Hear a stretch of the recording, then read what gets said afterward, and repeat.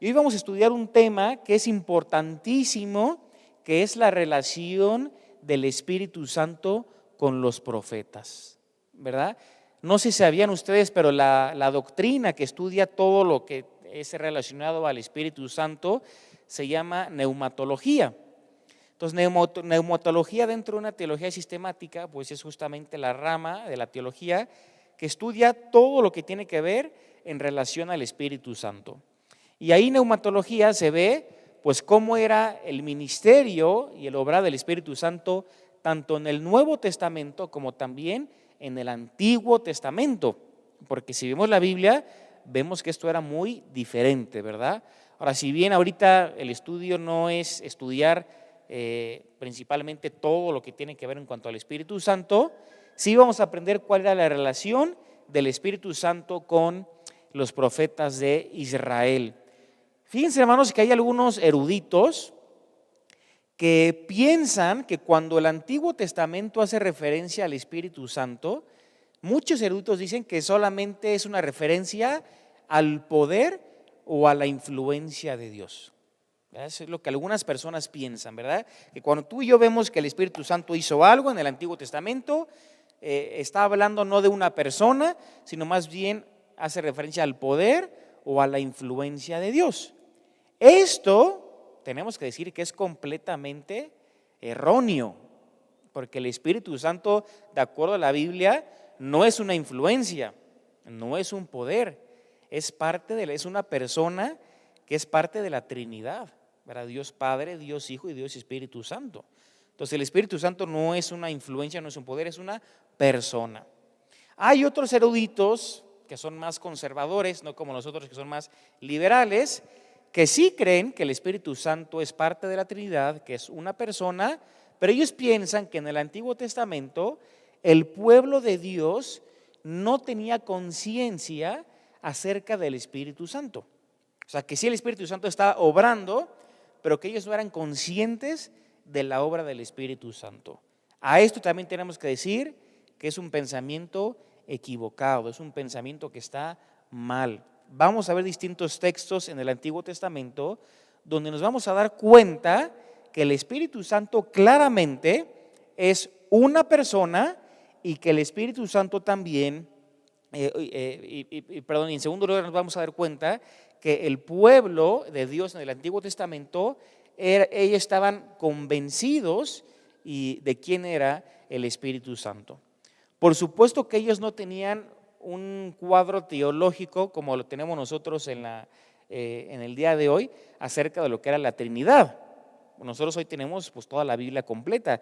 Ellos no lo tenían así, pero ellos sí hacen una distinción muy clara entre el Espíritu Santo y Dios mismo. Fíjense, hermanos, cómo empezando con estos dos textos que están ahí en la pantalla, vemos al Espíritu Santo con cualidades de una persona. Ahí en el Salmo 104, versículo 30, fíjense lo que dice el salmista. Dice, envías tu espíritu, dice, son creados y renuevas la faz de la tierra. Fíjense qué impresionante versículo, porque el salmista está diciendo que el espíritu es enviado. Nosotros es importantísimo que entendamos esto. Aquí cuando el salmista utiliza la palabra envías, o que alguien está siendo enviado, no es una referencia a una influencia o a un poder. Está haciendo referencia a una persona. Y fíjense cómo el mismo texto hace una distinción entre el Espíritu y Dios mismo. ¿Por qué vemos una distinción? Porque si el Espíritu ha sido enviado, significa que hay alguien que lo envió. Entonces hay una diferencia entre quien está enviando y lo que se envía, ¿verdad? Que es justamente el Espíritu Santo. Y vemos que dice que el Espíritu es enviado y dice, son creados y renuevas la faz de la tierra. Entonces el Espíritu pudo crear y pudo renovar la faz de la tierra.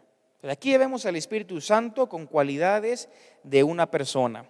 Si vemos Segunda de Reyes, capítulo 2, versículo 9, recuerdan un poquito, están Eliseo y Elías, están platicando Elías le va a decir a Eliseo prácticamente pídeme lo que quieras. Y dice qué es lo que va a pedir Eliseo. Dice, cuando habían pasado, Elías dijo a Eliseo, pide lo que quieras que haga por ti antes de que yo sea quitado de ti. Fíjense qué pidió Eliseo.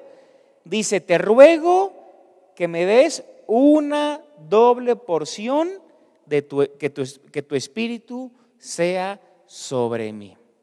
O sea, pidió una doble porción del espíritu que Elías tenía. Si leemos el capítulo entero de Segunda de Reyes capítulo 2, nos vamos a dar cuenta de que este espíritu del cual Eliseo hace referencia es justamente una referencia al Espíritu de Dios, al Espíritu de Jehová, al Espíritu Santo. Entonces, Eliseo está pidiendo, o él quería obtener una porción del Espíritu de Elías, que era el mismo Espíritu Santo. Veamos otros textos. Dice Ezequiel capítulo 3, versículo 12. Fíjense lo que dice el profeta Ezequiel. Y me levantó el espíritu y oí detrás de mí una voz de gran estruendo que decía, bendita sea la gloria de Jehová desde su lugar. Ahí en Ezequiel capítulo 11, versículo 1, dice, el espíritu me elevó y me llevó por la puerta oriental de la casa de Jehová, la cual mira hacia el oriente, y he aquí la entrada a la puerta 28 hombres. Fíjense, hermanos, las expresiones que aparecen en el Antiguo Testamento acerca del Espíritu Santo. Dice Ezequiel, el Espíritu me levantó, me levantó. Dice más adelante, el Espíritu me elevó y me llevó. ¿Verdad? El Espíritu me levantó y me llevó. Entonces, aquí vemos que el profeta Ezequiel, de nuevo, está haciendo una diferencia entre el Espíritu y Dios mismo. Podríamos buscar muchas referencias, pero obviamente por el tiempo no lo vamos a hacer, pero sí quiero que quede esta idea bien clara, hermanos. En el Antiguo Testamento, el Espíritu Santo venía sobre algunas personas y luego las dejaba. Es diferente a como lo vemos en el día de hoy, ya en el Nuevo Testamento y ahorita el tiempo que la iglesia está viviendo, porque en la actualidad el Espíritu Santo hace una morada permanente en la vida del creyente. En la antigüedad esto no era así, pero sí se van dando cuenta, hermanos, por los versículos que hemos leído, de que en el Antiguo Testamento también se presenta el Espíritu Santo como una persona, porque tiene cualidades de una persona. Dice que el Espíritu es enviado, dice que el Espíritu fue levantado, fue llevado, fue traspuesto. Dice Eliseo que pidió una doble porción del Espíritu que Elías tenía, que era el Espíritu de Jehová. Son cualidades de una persona. A ver si hacemos o buscamos otros textos, los voy a mencionar pero no los busquemos. En Génesis capítulo 1 versículo 2, ¿qué se dice acerca del Espíritu Santo? ¿Verdad? Que el Espíritu de Dios se movía sobre la faz de las aguas. ¿Verdad? Se movía sobre la faz de las aguas. ¿Te acuerdas qué le dijo Dios a Zacarías? Dios le dice a Zacarías que su obra no se hace ni con poder ni con fuerza, sino con el Espíritu Santo. Entonces fíjense que Dios mismo hace la distinción de que su obra no se hace ni con poder ni con fuerza, sino con el Espíritu de Dios. Es Zacarías capítulo 4, versículo 6. Entonces, hermanos, en primer lugar, lo primero que tenemos que tener bien en claro es que el Espíritu Santo, ¿verdad?, es una persona, tiene cualidades de una persona. Y si las personas en el Antiguo Testamento tienen conciencia del Espíritu Santo, porque ellos mismos hacen esta distinción entre Dios y su Espíritu. Y ahorita vamos a ver más textos que nos van a quedar un poquito más claro, ¿verdad? Vamos a ver el segundo punto, que es el poder recibido del Espíritu Santo. Y ahí les menciono algo muy importante, ¿verdad? Que la obra del Espíritu Santo en el Antiguo Testamento era que el Espíritu Santo venía sobre algunas personas y luego las dejaba. Ahora, importante que hagamos este paréntesis. esto no tiene nada que ver con salvación o pérdida de salvación. No tiene nada que ver, ¿verdad? Aquí no es ese el caso, ¿verdad? Por ejemplo, si vamos a Primera de Samuel, capítulo 16, versículo 14, dice así, Primera de Samuel 16, 14, dice: el espíritu de Jehová se apartó de Saúl. Fíjense, el espíritu de Jehová se apartó de Saúl y le atormentaba un espíritu malo de parte de Jehová. Ahora, si aquí el texto nos está diciendo que el espíritu de Jehová se apartó de Saúl, es porque en algún momento Saúl tuvo o fue visitado por el espíritu de Dios. Y cuando el espíritu de Jehová se apartó de Saúl, dice que le atormentaba un espíritu malo de parte de Jehová. Entonces ya vemos por medio de un texto la afirmación que te puse en la pantalla, que en el Antiguo Testamento el Espíritu Santo venía sobre algunas personas y después las dejaba. Pero como te dije, no se refiere a salvación o pérdida de salvación. Entonces la pregunta es, ¿por qué el Espíritu Santo hacía esto? ¿Por qué venía una persona y después la dejaba? Pues justamente era porque el Espíritu Santo les daba poder a esas personas para poder llevar a cabo una tarea determinada. Esta era, hermanos, la función del Espíritu Santo.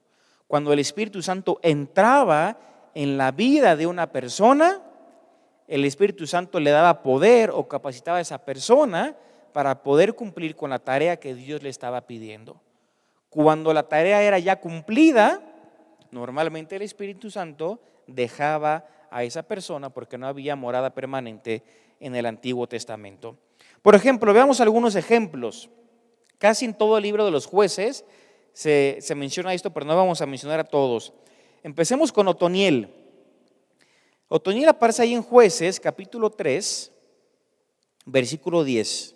Y dice que dice, está ahí en la pantalla el versículo para que no pierdan mucho tiempo buscándolo. Dice Jueces 3:10. Y el Espíritu de Jehová vino sobre él, sobre Otoniel. Y dice, y juzgó a Israel, salió a batalla, y Jehová entregó en su mano a Cusán Risataim, rey de Siria, y prevalecía su mano contra Cusán Risataim. Y ahí termina el versículo. Entonces fíjense lo que dice el texto, que el Espíritu Santo vino sobre él. ¿Y qué dice después? Él juzgó a Israel y él salió a la batalla.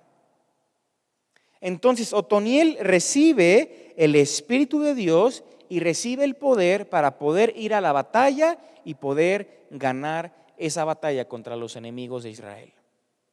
Entonces se dan cuenta que cuando el Espíritu Santo venía era porque lo capacitaba o le daba poder para cumplir con una tarea que Dios le estaba pidiendo. Aquí vemos el caso de Otoniel. Veamos el caso de Gedeón. Ahí en Jueces capítulo 6, versículo 34, dice así: entonces el Espíritu de Jehová vino sobre Gedeón, y cuando éste tocó el cuerno, los abiezeritas se reunieron con él. Aquí se menciona ya algo muy diferente, ¿verdad? Dice que el Espíritu de Jehová vino sobre Gedeón, pero dice que Gedeón tocó el cuerno y los abiezeritas se reunieron con él. ¿Sabe qué nos enseña el contexto, hermanos? Que el Espíritu Santo capacitó a Gedeón para poder reunir un grupo de personas, y con ese grupo de personas él iba a salir a la guerra y poder ganar la batalla. Entonces el Espíritu Santo lo estaba capacitando para poder cumplir con la tarea que Dios le estaba pidiendo de armar un grupo para salir a luchar con los enemigos. Cuando por ejemplo vemos el caso de Sansón, que Sansón era una persona, uno de los jueces más conocidos en la Biblia, vemos que constantemente se repite: el Espíritu de Jehová vino sobre mí, vino sobre mí, vino sobre mí. Y vemos a Sansón haciendo cosas impresionantes. Entonces, hermanos, así como el Espíritu Santo le dio poder a Sansón, le dio poder a Otoniel, le dio poder a Gedeón. La idea es muy clara en todo el Antiguo Testamento. El Espíritu Santo los capacitaba para que ellos pudieran cumplir con la tarea que Dios les estaba pidiendo. Por eso el Espíritu Santo iba, o llegaba a ellos y se iba. Llegaba y se iba. Nosotros, dice la Biblia, que hemos ya sido sellados con el Espíritu Santo de la promesa. Dice Efesios, ¿verdad?, que habiendo oído el evangelio de vuestra salvación y habiendo creído en él, fuimos sellados con el Espíritu Santo. Y nosotros ya tenemos morada permanente del Espíritu Santo. Él ya no sale de nosotros. Es una promesa que Dios nos ha hecho, donde tenemos las arras, que son las garantías. Y de la misma manera en el Antiguo Testamento el Espíritu Santo nos sella y nos capacita para poder cumplir con una tarea que Dios nos pide. ¿Y cuál es esa tarea? Hechos 1:8, ser testigos. Entonces, recibiréis poder cuando haya venido sobre vosotros el Espíritu Santo y me seréis testigos, y termina diciendo hasta lo último de la tierra. Entonces es prácticamente lo mismo que en el Antiguo Testamento, que el Espíritu Santo llegaba a una persona y la capacitaba para poder cumplir con una tarea. Solamente que la diferencia es que nosotros ya tenemos morada permanente, y en el Antiguo Testamento, cuando la persona cumplía esa tarea, el Espíritu Santo lo dejaba, ¿verdad? Entonces, hasta aquí vamos entendiendo bien el punto. Muy bien. Vamos a pasar al tercer punto. Ya vimos la identificación, ya vimos el poder recibido sobre ciertas personas del Espíritu Santo, pero hasta ahorita mencionamos solamente a los jueces, y a lo que a nosotros nos interesa son el tema de los profetas, ¿verdad? Entonces, vamos a ver en tercer lugar el poder otorgado a los profetas. Y aquí tenemos que hacer una distinción entre dos clases o dos grupos de profetas. El primer grupo era similar al de los jueces, al que acabamos de mencionar hace un ratito, ¿verdad? ¿Por qué? Ciertos profetas eran llenos del Espíritu Santo y recibían poder para una tarea determinada. O sea, igualito que con los jueces, era lo mismo con ciertos profetas. Este es el primer grupo. Ciertos profetas eran llenos del Espíritu Santo, el Espíritu Santo les daba poder o los capacitaba para poder cumplir con una tarea determinada. Ahora, en la Biblia aparece otro grupo, y este segundo grupo son profetas que igual fueron llenos por el Espíritu Santo, pero recibieron un poder continuo de Dios. La palabra ahí clave es continuo, continuo. Mientras en el primer grupo ellos cumplían con la tarea y el Espíritu Santo se iba, otros profetas vemos que tienen un poder continuo de parte de Dios. Por ejemplo, para que lo podamos entender, todos los profetas que escribieron un libro, pues se requirió un poder continuo de parte de Dios. O sea, Isaías, Ezequiel, Jeremías, todos los que tienen libro en la Biblia, un poder continuo de parte de Dios. Imagínense, hermanos, Isaías, 66 capítulos, un libro inmenso, un libro muy largo. Él necesitó el continuo poder de Dios y la obra del Espíritu Santo en su vida, ¿verdad? Ahorita lo vamos a entender un poquito más. Vamos a un texto ahí en Miqueas para que entendamos estos grupos. Dice ahí Miqueas 3:8. Fíjense lo que dice el profeta Miqueas. Dice: mas yo estoy lleno de poder del Espíritu de Jehová. Dice: y de juicio y de fuerza para denunciar a Jacob su rebelión y a Israel su pecado. Entonces fíjense con la primera idea del versículo. Dice Miqueas: yo estoy lleno de poder del Espíritu de Jehová. Aquí Miqueas nos está diciendo que en el pasado fue lleno por el Espíritu Santo y que en el presente seguía estando lleno por ese mismo poder. Entonces Miqueas experimentó un poder continuo por parte del Espíritu Santo. Fíjense otro texto todavía más claro, 1 Samuel 16:13. Dice, y Samuel tomó el cuerno del aceite y lo ungió en medio de sus hermanos, y desde aquel día en adelante el Espíritu de Jehová vino sobre David, y dice, se levantó luego Samuel y se volvió a Ramá. Este versículo nos habla de los principios en la vida de David. Ahí David estaba siendo ungido como rey de Israel, pero ahí todavía Saúl seguía siendo el rey. Pero fíjense la expresión que dice, hermanos, dice que lo ungió en medio de sus hermanos y dice, y desde aquel día en adelante el Espíritu de Jehová vino sobre David. ¿Qué nos está diciendo este texto? Que David experimentó un poder continuo por parte del Espíritu Santo.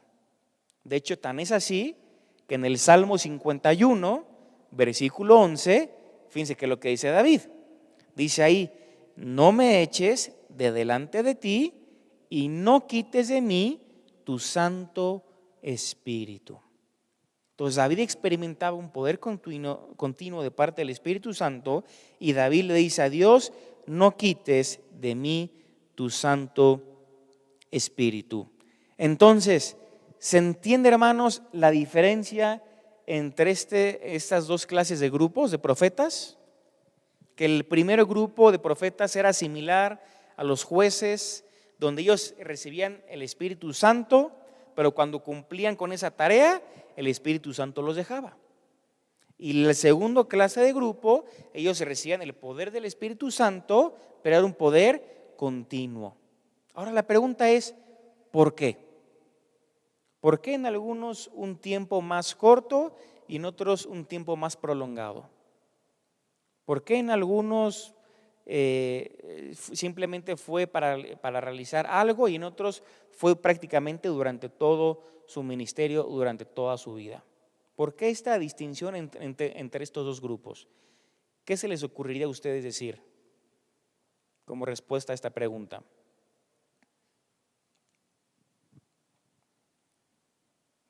O sea, la pregunta es, ¿por qué algunos temporalmente y otros continuamente? Exactamente, hermano. Esa es la respuesta. La respuesta es por el tipo de tarea que Dios les pedía. Hay profetas en el Antiguo Testamento donde Dios solamente les dejó una tarea.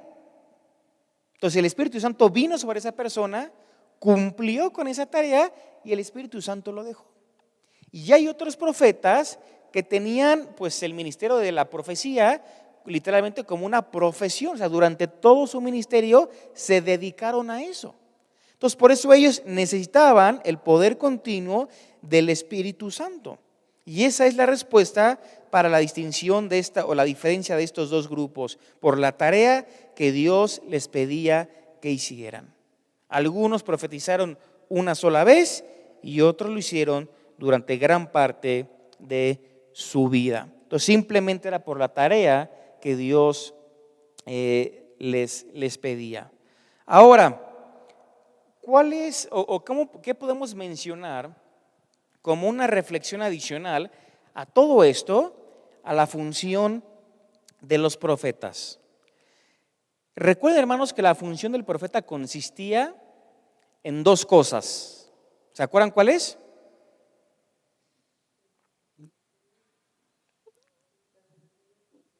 Bien, y primero era ¿qué era?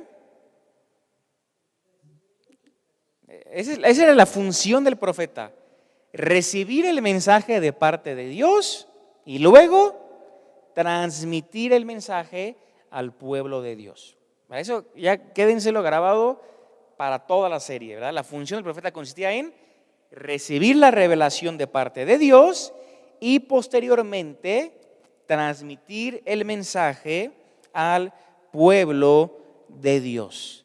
De hecho, la semana pasada con David estuvimos viendo acerca de la declaración del mensaje, o sea, de la segunda parte, que es compartir el mensaje, y David estuvo hablando acerca de, o entre muchas cosas, acerca de la predicación del mensaje.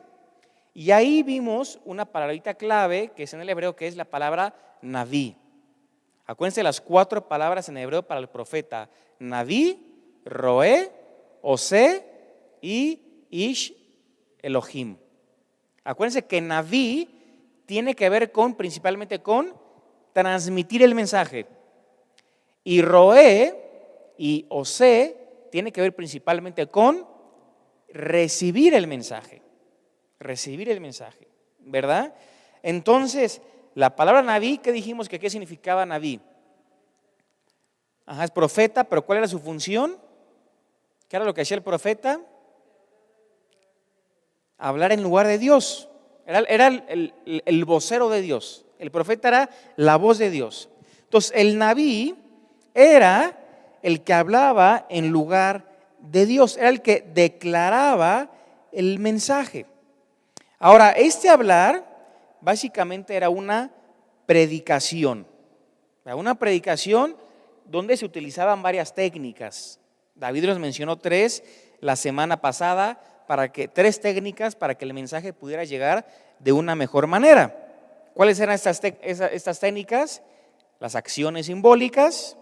También David mencionó las lecciones objetivas y hablar, en tercer lugar, a personas claves. Eran las 3 técnicas que utilizaban los profetas para declarar el mensaje de Dios. Ahora, hermanos, yo les pregunto, cuando los profetas de Israel transmitían o declaraban el mensaje al pueblo de Dios, ¿ellos necesitaban la ayuda del Espíritu Santo? Por supuesto que sí, ¿verdad? Cuando ellos declaraban el mensaje al pueblo de Dios, ellos necesitaban la ayuda del Espíritu Santo. Entonces, el poder del Espíritu Santo los capacitaba a esos profetas, ¿para qué? Para que el mensaje que ellos habían recibido lo pudieran entregar con exactitud.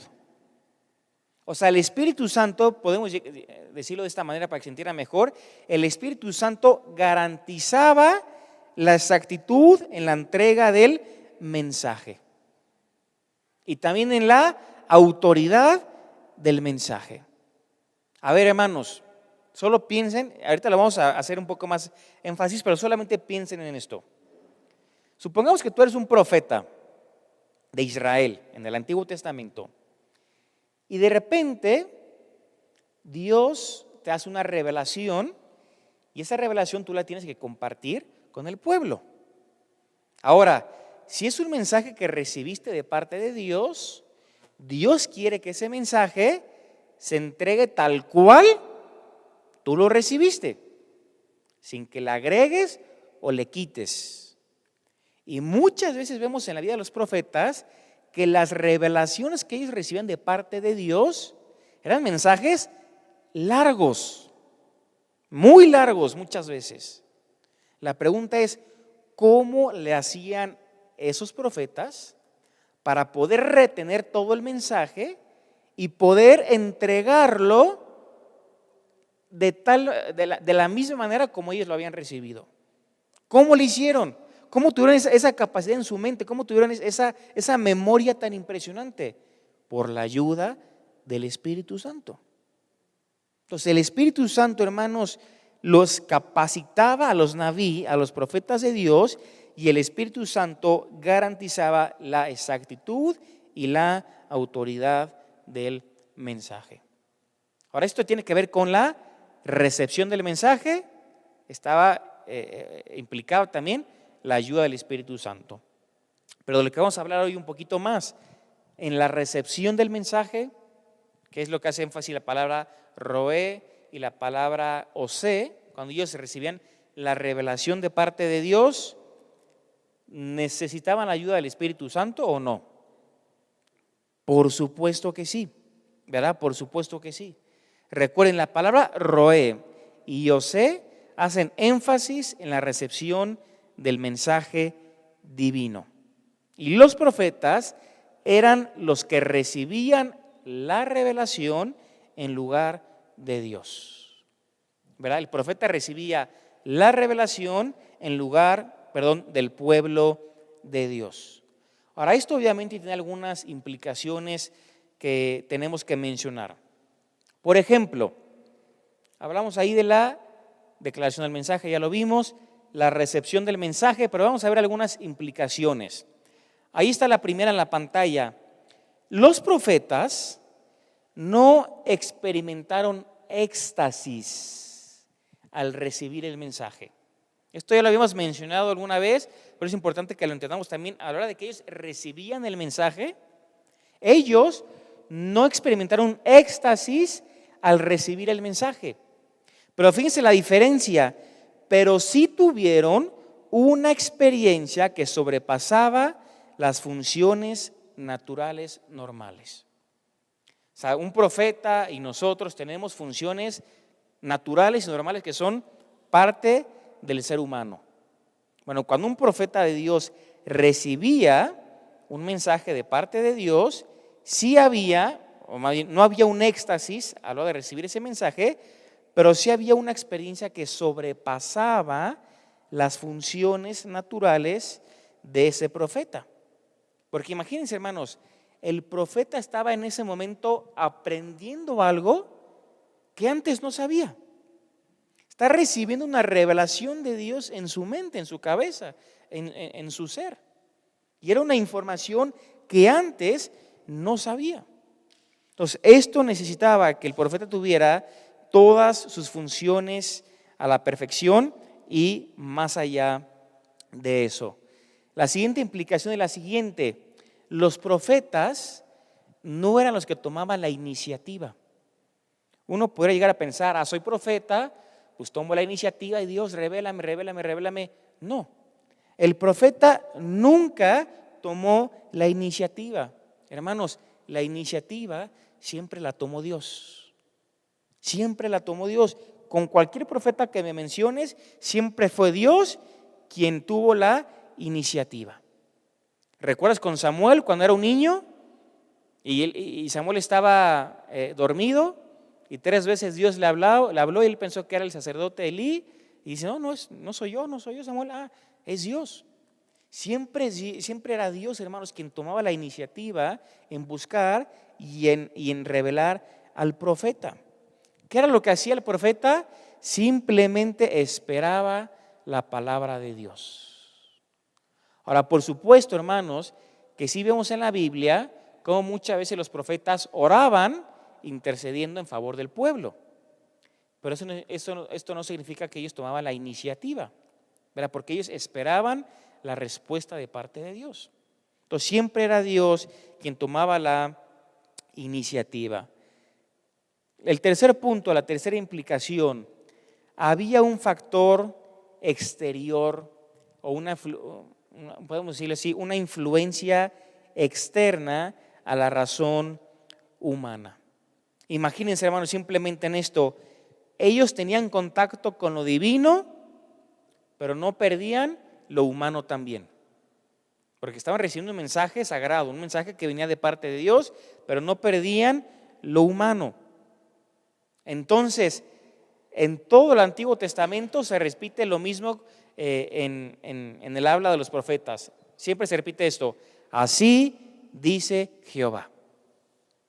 Así dice Jehová. Y ellos estaban dispuestos a sufrir, estaban dispuestos aún a morir por el mensaje que ellos predicaban. Pero había un factor exterior a la razón humana. ¿Cuál era esta influencia externa? Nos lo dice el siguiente punto. La influencia externa era la obra del Espíritu Santo. La obra del Espíritu Santo.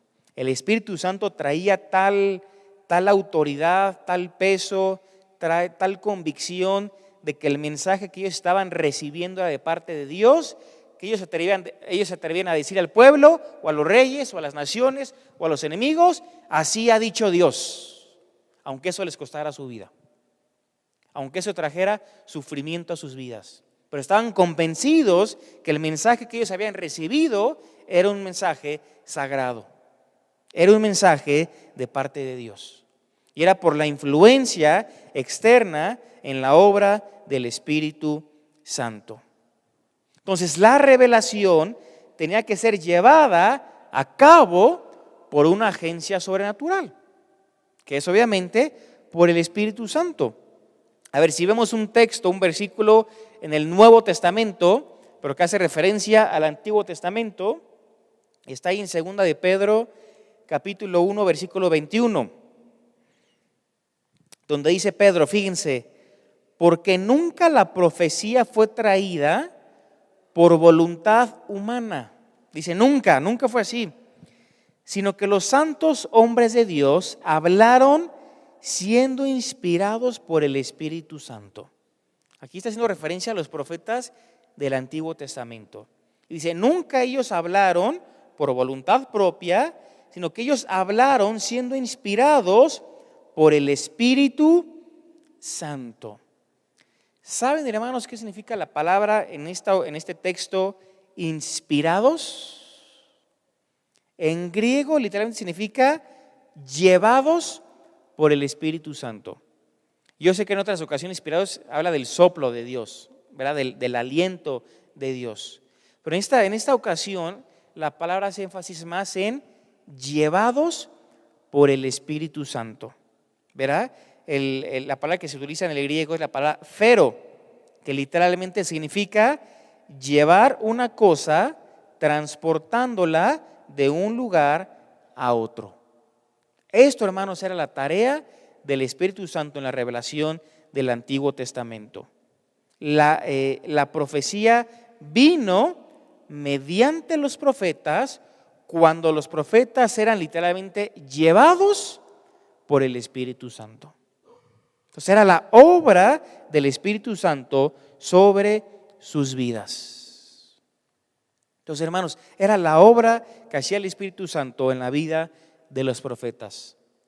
Pero hay algo que me impresiona y que me gustaría terminar con esto a manera también de conclusión, de resumen y de llevarnos algo práctico para nosotros, aparte de lo que ya hemos aprendido hasta este momento, es que la revelación que ellos obtenían de parte de Dios y la declaración del mensaje de parte de Dios estaba involucrado la obra del Espíritu Santo. Pero también, hermanos, había cierta responsabilidad humana, cierta responsabilidad personal. ¿Por qué lo decimos así? Creo que sí lo puse ahí el primer punto. Ya no tiene nada, ¿verdad? Antes se las voy a mencionar. ¿Por qué decimos que había cierta responsabilidad humana? Hermanos, el profeta debía tener una actitud adecuada para recibir el mensaje. Lo vuelvo a repetir, el profeta tenía que tener una actitud adecuada para recibir el mensaje. Ahora, ¿qué tipo de actitud tenía que tener un profeta? Una actitud receptiva, obviamente, en primer lugar. Tenía que tener una mente y un corazón dispuesto también a recibir el mensaje de Dios. ¿Se acuerdan del profeta Daniel? ¿Sí recuerdan que en Apocalipsis, para entenderlo bien, hay que entender el libro de Daniel en el Antiguo Testamento? En Daniel capítulo 10, no lo vamos a buscar, se nos dice que Daniel ayunó y oró 3 semanas. Y fue en ese momento cuando Daniel ayunó 3 semanas y oró 3 semanas, fue en ese momento cuando él recibió una revelación de parte de Dios. Ahora, no en todos los profetas vamos a ver que se mencione una actitud así como la de Daniel, pero lo que sí vamos a ver es que nunca se va a mencionar una actitud negativa por parte de algún profeta. Nunca. Porque siempre tenía que haber una actitud adecuada para recibir el mensaje. Esto es ser receptivos y tener una mente y un corazón dispuesto para recibir lo que Dios les quería decir. En segundo lugar, ya cuando las ocasiones se da, más bien cuando ya las capacidades naturales del ser humano estaban niveladas con el Espíritu Santo, ya cuando el profeta tenía una actitud de ser receptivo, un corazón y una mente dispuesto, pues está la parte de la información que ellos recibían, porque era una información que literalmente venía del cielo mismo, porque era Dios quien les comunicaba ese mensaje. Ahora, Dios quería que el mensaje se entregara tal cual ellos lo habían recibido. Lo mencioné hace rato. Pero ¿esto qué quiere decir entonces? Que la inteligencia en la vida de los profetas y su memoria necesitaba estar por encima de lo normal para poder transmitir con fidelidad el mensaje que ellos estaban recibiendo. Ahora, hermanos, cuando el profeta tenía una actitud correcta, cuando sus facultades mentales estaban en perfecta sintonía, era justamente en ese momento cuando el Espíritu Santo añadía información a sus vidas. Hermanos, ¿no te impresiona que es exactamente lo mismo como tiene que ser con cada uno de nosotros? Queremos que Dios nos hable por medio de su palabra. Tenemos que tener una actitud receptiva ante Dios. Dice Pedro, tenemos que desear la leche espiritual no adulterada como un bebé recién nacido. Hermanos, tenemos que tener una mente y un corazón dispuesto a lo que Dios quiera decirnos a cada uno de nosotros. Pero no solamente esto, hermano, tenemos que buscar crecer también en inteligencia, en conocimiento. Tenemos que buscar nutrirnos por medio de la palabra de Dios, por medio de otros libros importantísimos que nos puedan ayudar en nuestra vida espiritual y que crezcamos en inteligencia, memorizando. Los profetas lo hacían. Ellos eran hombres inteligentes, hombres preparados para poder transmitirle mensaje como Dios quería que ellos lo hicieran. No solamente esto, hermanos, era en ese momento cuando tenían este corazón o esta actitud dispuesta y cuando ellos también, pues por medio del Espíritu Santo lograban tener cierta memoria, cierta inteligencia, era en ese momento cuando el Espíritu Santo colocaba la información sobre sus vidas. Y lo mismo tiene que pasar con cada uno de nosotros. Hermanos, muchas veces también en el Antiguo Testamento vemos que las revelaciones fueron por medio de sueños, por medio de teofanías o por medio de visiones. La menos usada fueron los sueños, la menos usada. Ahora, yo esta semana estuve aprendiendo y algo que me impresionó mucho acerca de los sueños es que muchas veces hoy la gente se jacta de recibir sueños de parte de Dios. Dios me dijo esto en este sueño, ¿verdad? Y cuando nosotros vemos cómo era en el Antiguo Testamento, casi siempre las personas que recibían sueños de parte de Dios eran gente pagana, como Nabucodonosor. Dios se le reveló por medio de un sueño. Y hay muchos ejemplos más. La gente que no tenía discernimiento ni madurez espiritual. Y Dios les habla por medio de sueños. Ahora uno puede decir, pero no solamente gente pagana, está José el soñador, está Jacob también que recibió un sueño bien importante. Pero si pensamos en el sueño de Jacob y en el sueño que tuvo José, los dos fueron casi al inicio de su ministerio, cuando eran jóvenes.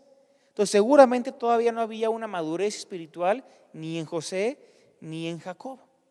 Por el otro lado, en los profetas o las personas del Antiguo Testamento que recibieron revelaciones por medio de visiones o por medio de teofanías, ellos sí eran personas que tenían madurez espiritual, como Abraham, y podríamos mencionar otros ejemplos.